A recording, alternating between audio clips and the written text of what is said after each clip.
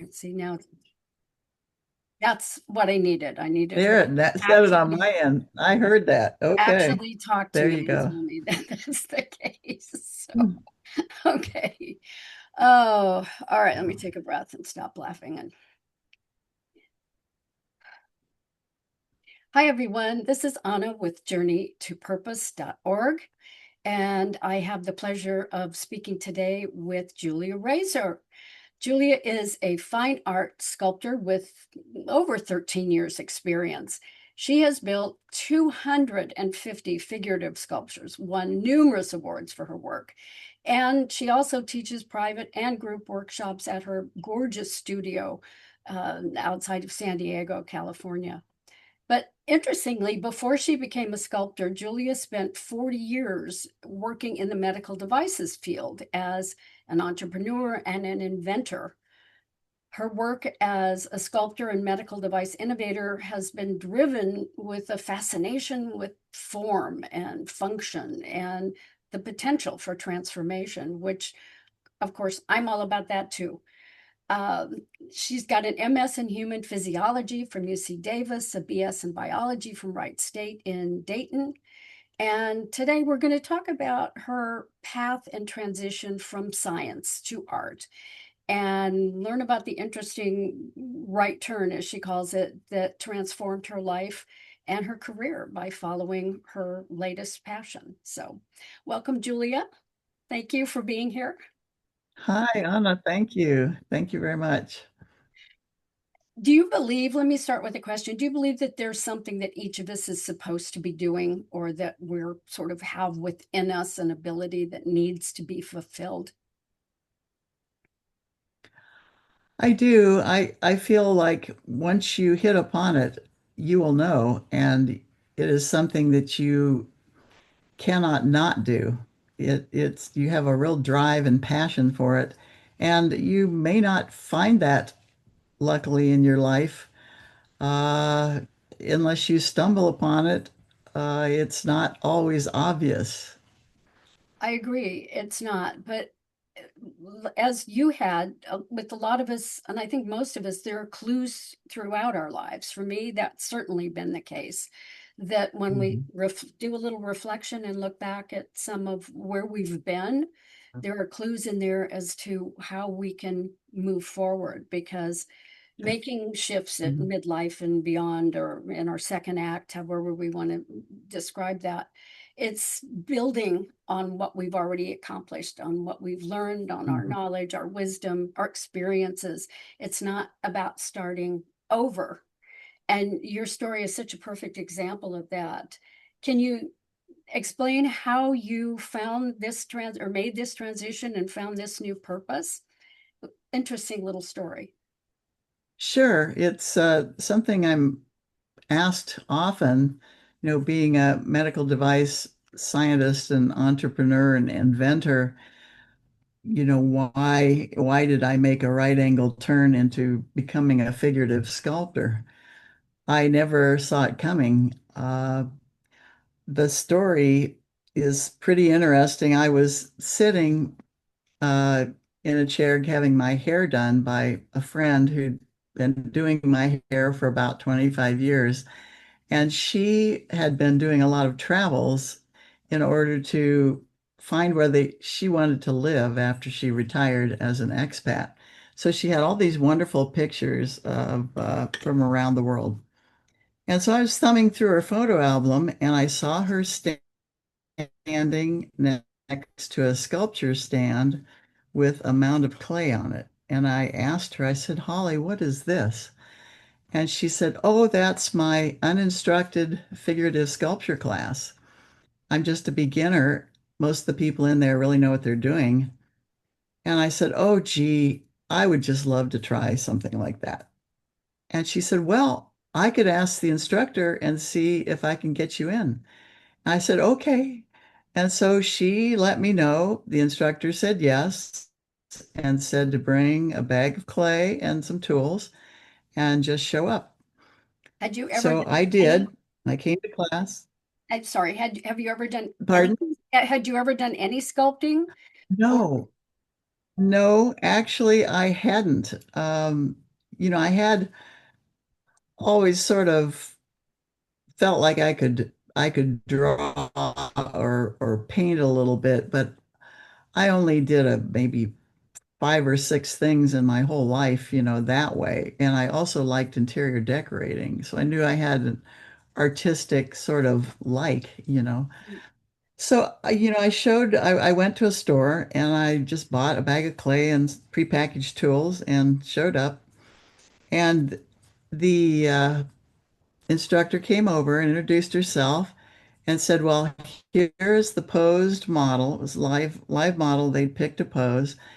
And she said, "Here's your sculpture stand and just sculpt the figure in the pose it's in. And if you have questions, just come and ask me." And she said, "And by the way, those tools, those are for making pots." And so I really did not know That's anything. a great start for the. But I looked around the room and saw these sculptures that were quite large. They were a couple of feet maybe tall and a foot wide. It was a standing pose. And I took out a little bit of clay and worked on this figure, and the class met 6 different weeks. So they were in various stages of being finished. And so each time I went to this class, I wouldn't even pause for lunch. All the other sculptors would stop for lunch, and I worked all the way through. I think it was 3 or 4 hours standing there, and I wouldn't back up or move or do anything, but I was fascinated. It was addictive. And the people told me, how wonderful my sculpture was. And when I looked at theirs, I thought, they're just being nice. They're so sweet, but I'm embarrassed. Mine looks terrible compared to what they have there. And someone said to me, "Oh, yes, but nobody starts there." And so I said, "Well, I enjoy this beyond belief. I really like it." That's how it all started. And it's crazy. And you had a, you were drawn to it just by looking at a photograph of this. That's right. You obviously didn't have enough clay to make a full size figure, so you were doing a smaller figure, I'm gathering. Well, I've had enough clay, but I didn't, I'd never done it before. And it was sort of intimidating to see these big ones. So I just started with a little bit because, I didn't know what I was doing. And how did you progress then from this one class to deciding, okay, this is it. This is what I'm here to be doing and what I have to give. Uh-huh. Well, it turns out that after each of those classes, you're supposed to leave your figure, bag the clay so it doesn't dry out. And then the next week you come work on it some more. And I never once, I must have taken that class maybe 5 or 6 times, of the 6 sessions. And I couldn't leave it there. I took it home and I absolutely couldn't do anything else but keep working on it. And I had work as a medical device consultant, but I would work till 4 a.m. and realize I have to get up at 6 a.m. and sleep deprivation, you name it. But I was addicted, and I eventually decided, well, this is something that I have to do. And so I continued on that path, working towards tapering out of the medical device field and into becoming a full-time sculptor. Now, were you self-taught completely, or did you have people help you or train you? Did you take other courses? Well, actually, I had never, had art courses other than, maybe grade school or something.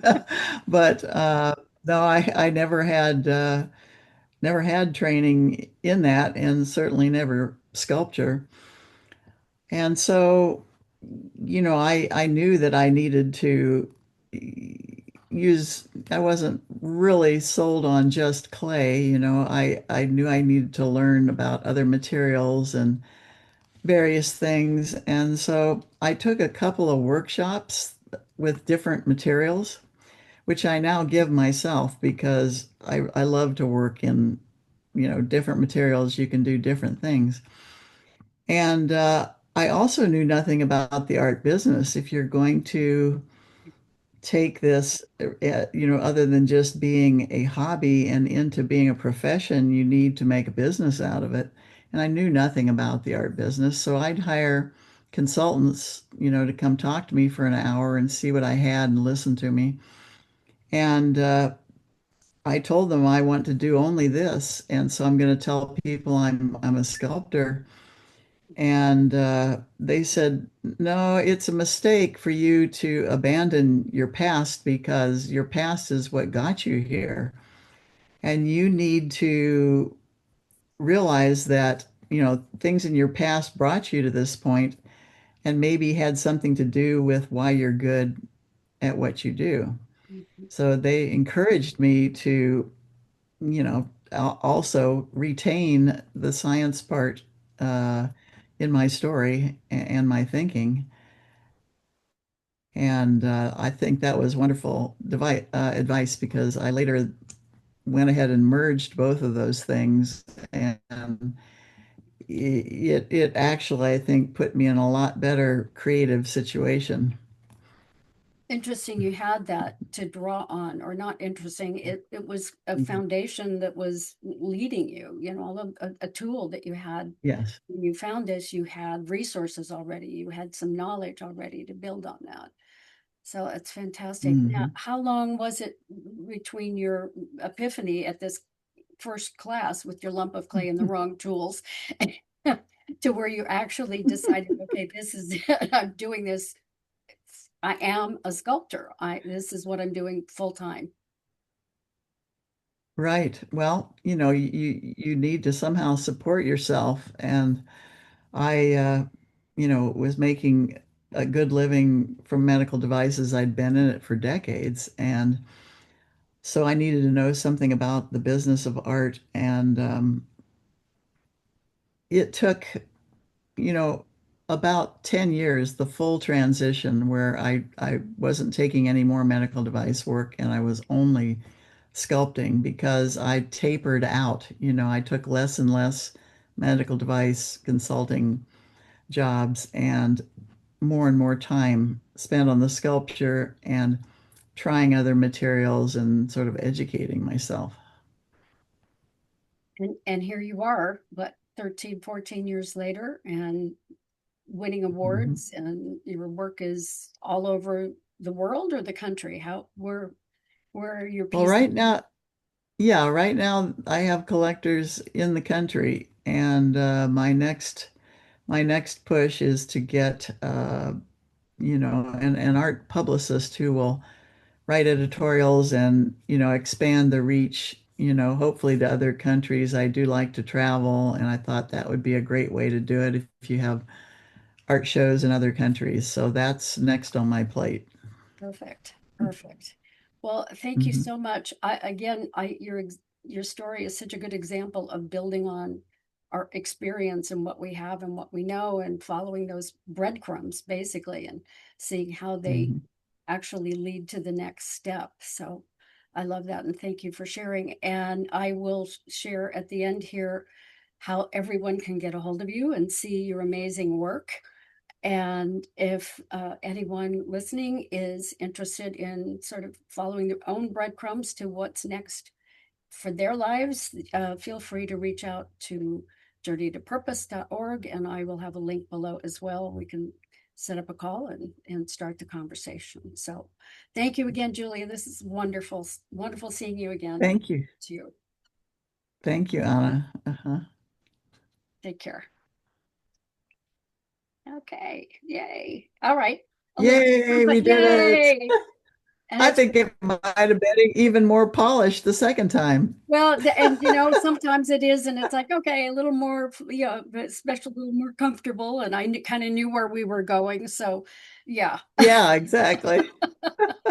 And I learned not to run on. The first time I realized the story was dragging out and you were looking for a way to say something, I thought, oh my God, I never paused. So the second time I thought, I've got to stop here and pause and see if she wants to ask something different.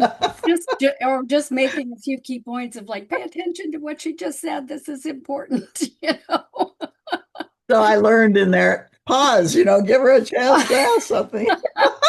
No, I know. I felt bad. I'm like, I don't mean to be talking over you. I didn't want to do that. So, uh, Well, I picked up on that after my long run on first one. So good but thing it's, that's I know, but it's such a good story. It's like I didn't want to interrupt, but yeah, you kind of have to break it a little bit. Uh, oh gosh. uh, Uh, so wonderful. But yeah, it's exciting.